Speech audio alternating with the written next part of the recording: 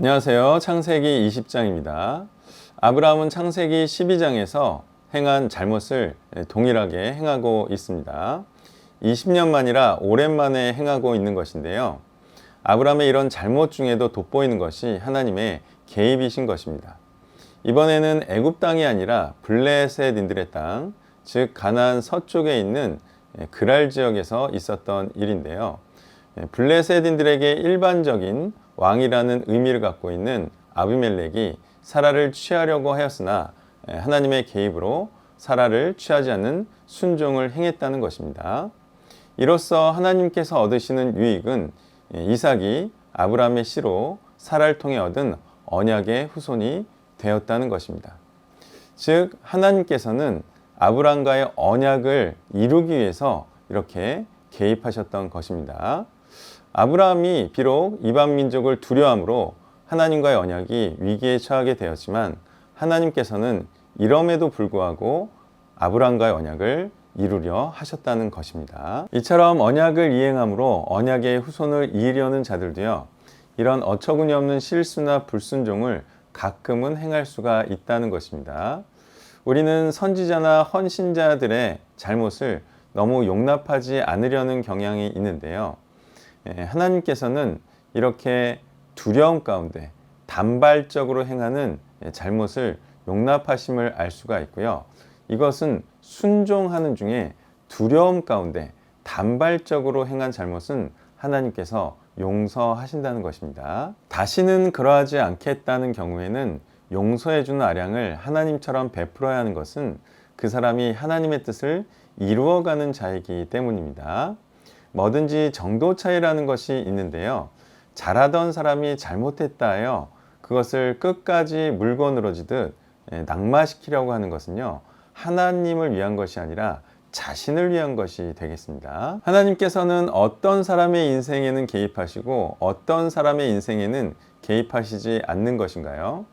그것은 하나님의 뜻을 이루어가는 인생에는 개입하시고요, 하나님의 뜻을 이루어가는 자와 연관도 없는 자에게는 개입하실 필요가 없는 것입니다. 수많은 민족과 나라의 역사에 하나님께서는 개입하셨어도 개개인의 인생에는 거의 개입하시지 않은 것처럼 말이죠. 또한 개입하시는 타이밍도 저마다 다를 것인데요. 어떤 사람에게는 일이 일어나기 전에, 어떤 사람에게는 일이 일어난 후에 개입하실 수도 있는 것입니다.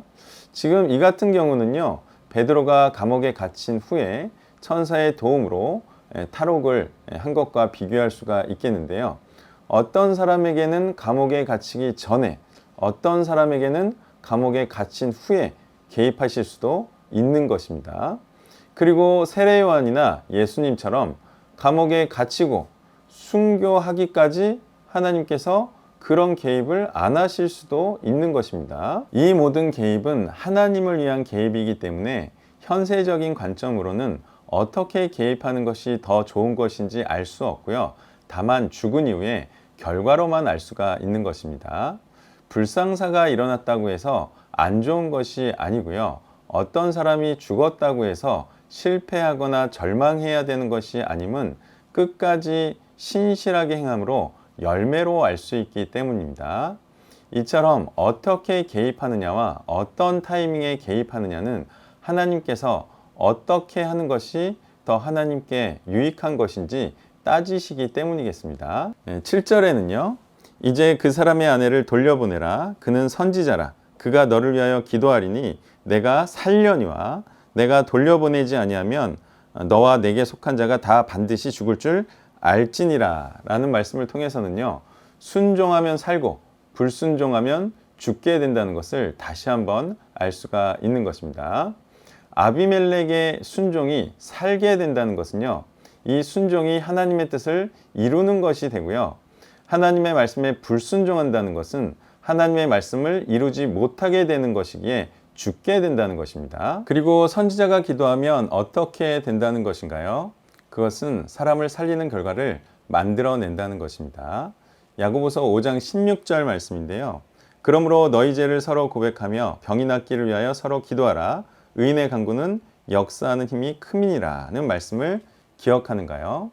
죄를 서로 고백한다는 것은요, 더 이상 과거의 죄를 짓지 않고 하나님의 말씀에 순종한다는 것을 의미하고요. 의인의 간구가 역사하는 힘이 크다는 것은요, 반드시 구원의 결과를 낳게 된다는 것을 의미하는 것입니다. 그러므로 아비멜렉처럼 죄를 행했거나 행하려는 자가 더 이상 죄를 짓지 않겠다라는 간구와 고백을 했을 때 의인은 그를 위하여 기도함으로 순종하는 자를 반드시 구원에 이르게 한다는 것이고요. 이렇게 의인의 간구를 통해서 과거의 죄가 사함을 받아서 구원을 받게 된다는 것입니다. 이래도 선지자여 의인이 하나님의 말씀을 전파함으로 구원을 일으켜내지 못한다고 말할 수가 있을까요?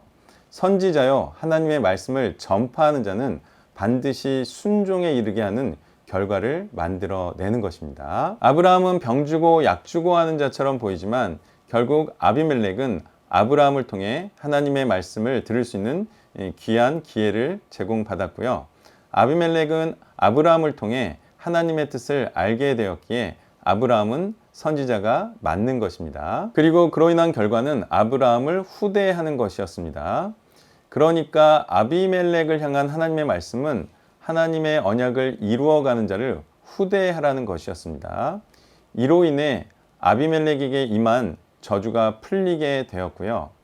그러니까 우리도 하나님의 말씀을 전하는 자를 통한 하나님의 말씀에 순종함으로 죽음이라는 저주에서 풀려나시는 여러분들 되시기를 축원합니다. 자신이 하는 일에만 몰두하고 하나님의 뜻과 말씀과 성경을 모르는 자들에게 드리는 말씀입니다. 감사합니다.